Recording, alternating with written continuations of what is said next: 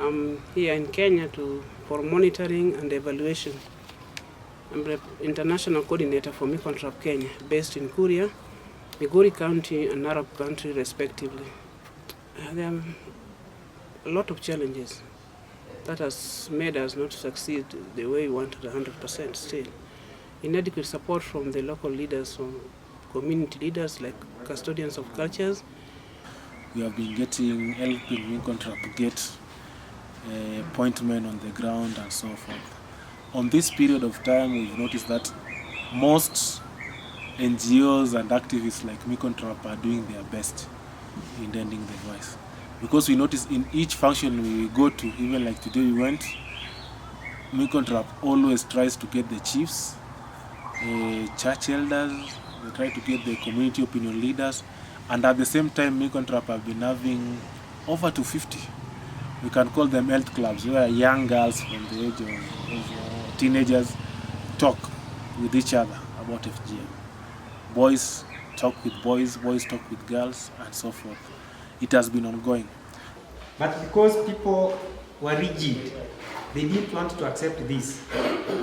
That is why we are where we are now. And a good example ni nyinyi ambao mko hapa kina mama. Wale tuko nao hapa is a good example, but the entire Kuria iko na that problem. Nize kwamba kwa nini wewe uko hapa na jirani yako hayuko hapa? Kwa nini wewe umekuja, uliitwa specifically invited to be here today? Kwa nini jirani hajakuja? Umeitwa here kwa sababu you are a special person, and because you are a special person mpaka ukue changing agent kwa community mahali unatoka. Hiyo tu ndio ombi langu.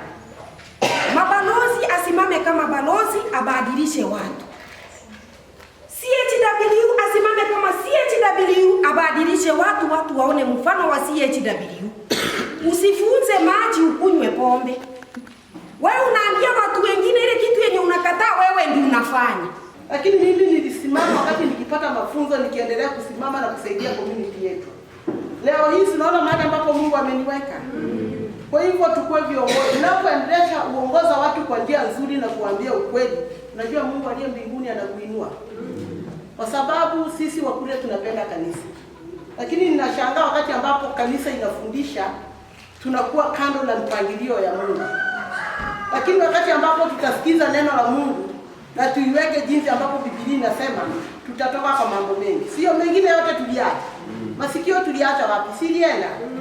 Kwa hivyo kila kitu kinakuja na wakati wake na muda wake na kwa wakati wake. Is that implementation of the law has been very weak.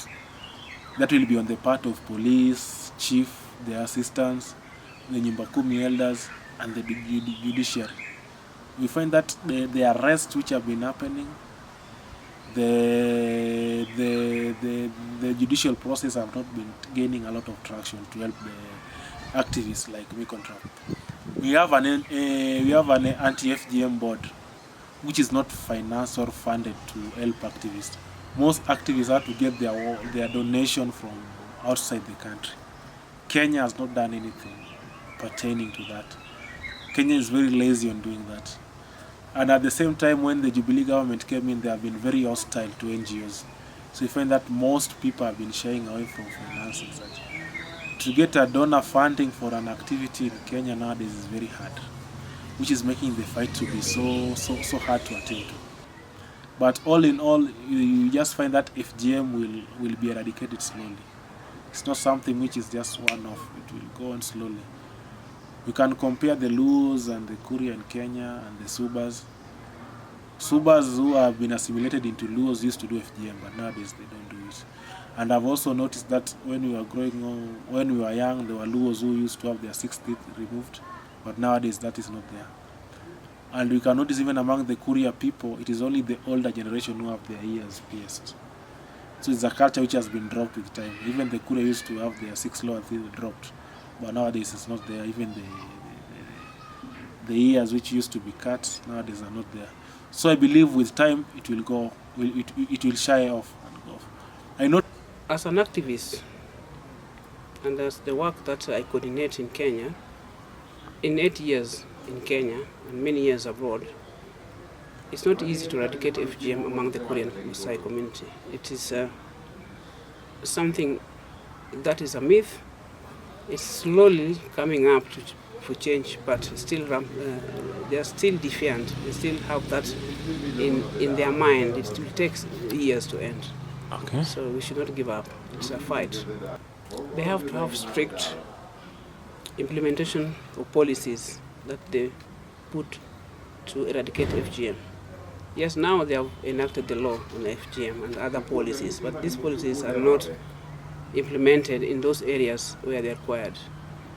Yeah, there's lack of implementation because they don't put, I always say that they don't put funds aside to educate those people on those policies. And there's also not enough.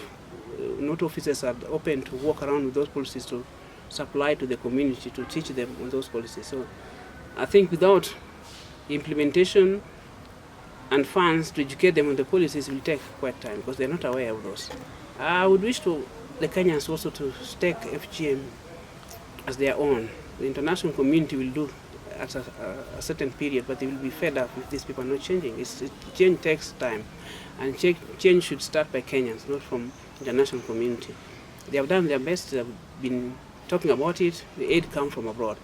What does the Kenyan community do about it? I also wish the government can also give strict measures and also passion for ending this, so that the girl child and women have a support so that they can continue with their education, so that become people who are useful for the community.